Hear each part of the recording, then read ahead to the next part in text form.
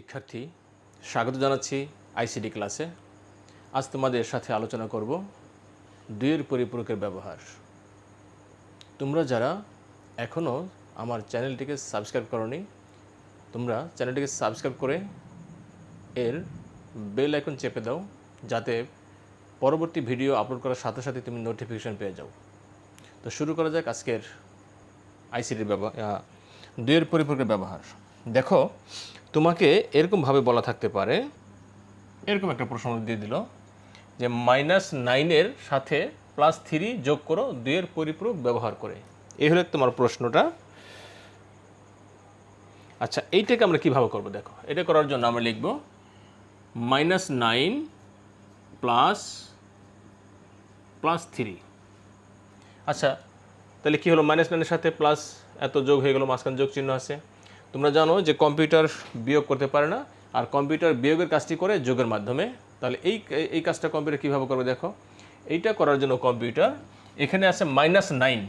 তাহলে আমরা -9কে প্রথম -9-এর বাইনারি মান লিখি। -9-এর বাইনারি মান লেখার জন্য তোমাকে প্রথমেই লিখতে হবে +9-এর বাইনারি মান।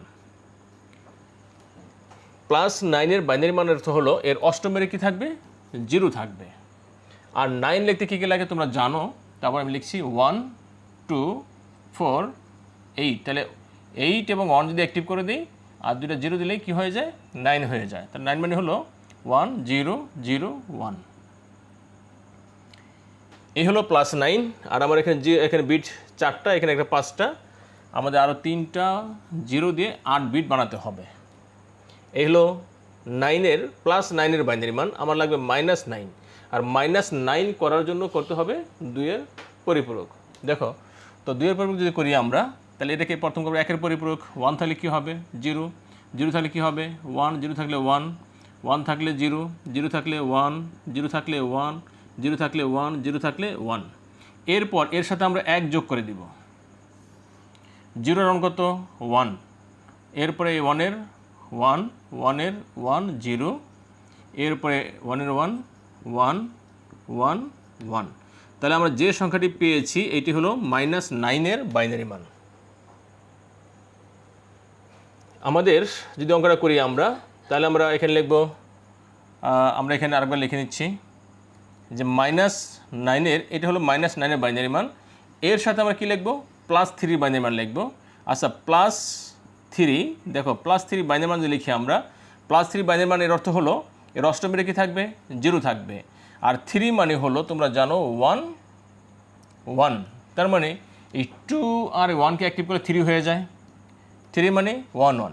এখানে বিট কয়টা হয়েছে? এখানে 2টা, এখানে 3টা।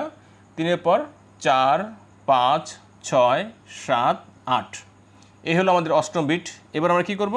যোগ করব। দেখো, 1 আর 1 যোগ করলে কত হয়? 2। তোমরা জানো 2 নামবে না। 2 থেকে 2 বিয়োগ করলে কত হয়? 0 হয়। তাহলে 0।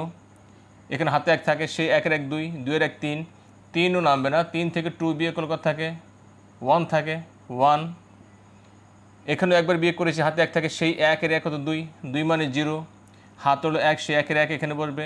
এরপরে 1-এর 1, এই 1-এর 1, 1-এর 1, এই 1-এর 1। তাহলে আমরা যে যোগফলটা পেয়েছি, দেখো এই সংখ্যাটা কত পেলাম আমরা? এখানে যদি বিয়োগ করি সেটা কত হয়? -6 হয়। আচ্ছা, এই যে সংখ্যাটি পেয়েছি এটা কি -6? এই সংখ্যাটা কি -6? এটা যদি আমরা প্রমাণ করি, তাহলে দেখো এর অষ্টমীতে কী আছে? 1 আছে। অষ্টমীতে 1 থাকা মানে কি? এটা মাইনাস সংখ্যা। অষ্টমীতে 1 থাকা মানে এটা মাইনাস সংখ্যা। আর মাইনাস সংখ্যাকে সরাসরি ডেসিমেলে কনভার্ট করা যায় না। এই মাইনাস সংখ্যাটাকে ডেসিমেলে কনভার্ট করতে হলে এটাকে 2-এর পরিপূরক করে নিতে হবে।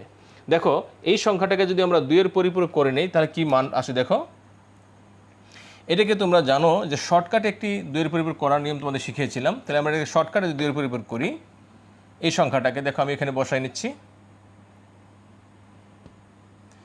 1 2 3 4 5। হ্যাঁ, তারপরে 0 1 0।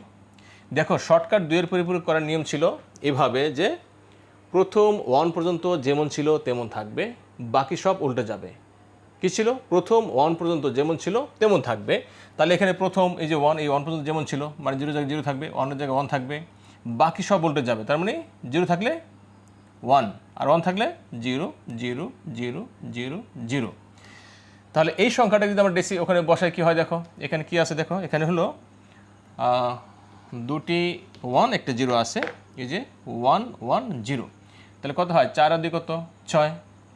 তার মানে এই যে মানটা পেয়েছি এটার মান, এটা ডেসিমেল, এটা প্রথম অষ্টমীর 1 মানে এটা মাইনাস, এরপর এটাকে 2 এর পরিপূরক করে ডেসিমেলে কনভার্ট করলে মান দ্বারা কত 6। তার মানে এইটার মান কত -6, এখানে বিয়োগ করলে কত হয় -6। আশা করছি তোমরা এই বিয়োগটি ধরতে পেরেছো এবং কীভাবে সমাধান করতে হবে সেটা তোমরা করতে পেরেছো।